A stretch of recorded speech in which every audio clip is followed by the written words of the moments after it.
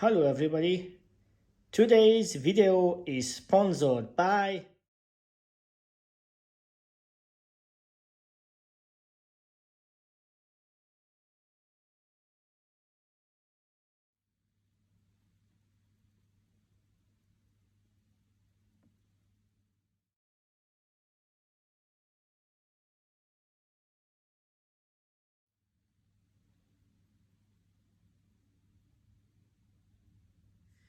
So as we are looking at the Rado, we can see that the chronograph pushers are not perfectly in line with the crown.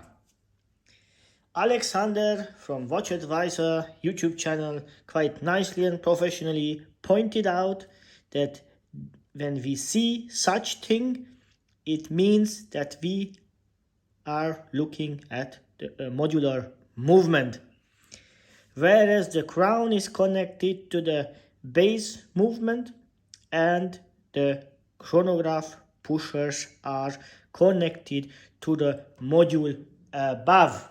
The module is built on top of that base movement. As for the Seamaster 300M professional chronograph, we can see that the chronograph pushers are perfectly in line with the crown.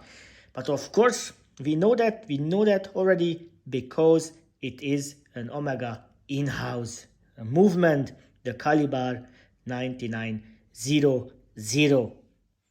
Let's look at the case diameters. It's 44 millimeter at the Omega and 43 millimeters at the Rado.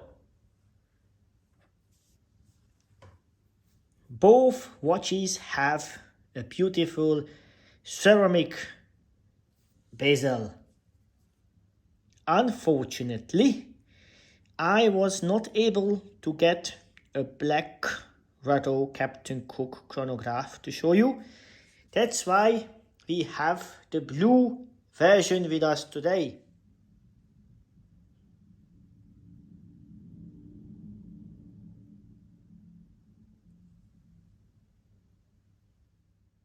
Let's look at the case thickness of the watches. On the left, the Omega has a case thickness of 17 millimeters. On the right, the Rado Captain Cook has a significantly smaller case thickness with 14.8 millimeters. Let's talk about the power reserve of the two watches. On the left, the Omega has a power reserve of 60 hours, and on the right, the Rado Captain Cook has a power reserve of 59 hours. That is to say, you can run your Omega 1 hour longer. So let's look at the Rado again. Let's look at that sapphire crystal. As we can see, it's a box-shaped, scratch-resistant sapphire crystal.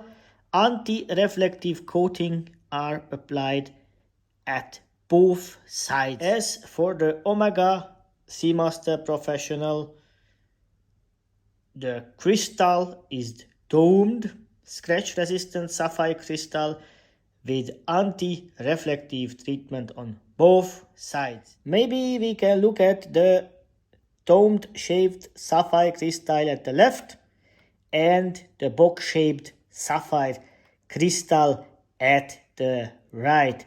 Both watches are wonderful. Let's take a look at the movement itself. It's the 9900 Omega Master coaxial movement inside the Omega Seamaster 300M chronograph. It has a 60 hours power reserve and a silicone balance hairspring. Let's look at the Rado movement. The Rado has 59 hours of power reserve it's the caliber 03.801.222. And if I am not mistaken, this movement has a Nivacron balance spring. Because you cannot just push and start the chronograph as you are used to at the Omega Seamaster 300M, or as I am used to doing that. I have to first carefully unscrew the crown, and when I did that, only after then I can start the chronograph function on this watch. That is to said, the same logic applies for the resetting pusher of the chronograph. You have to first unscrew, and then you are able to set it back to ground zero. If I am honest with you guys, this is the way how the watch is screwing you. Let's do the same with the Omega. Let's start the chronograph with the pusher. This time we do not need to unscrew first to start measuring time. And I think that is more convenient. We can also stop whenever and wherever we like, and then we can reset again the chronograph back to ground zero and turn the bezel sound.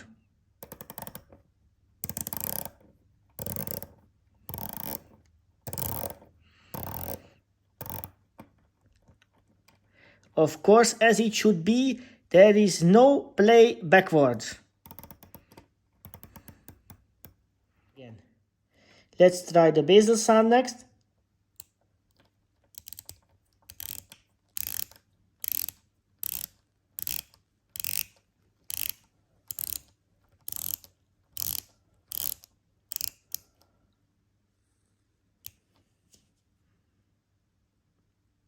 Actually, it was much easier to align to the 12 o'clock position the bezel at the Rado Captain Cook. Let's look at the clasp at the Rado.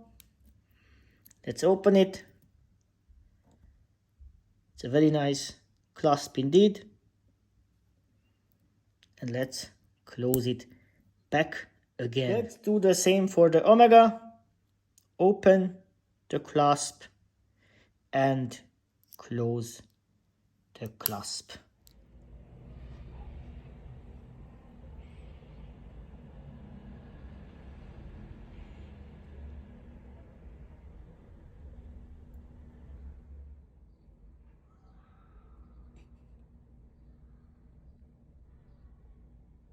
And today's video was sponsored by Victoria.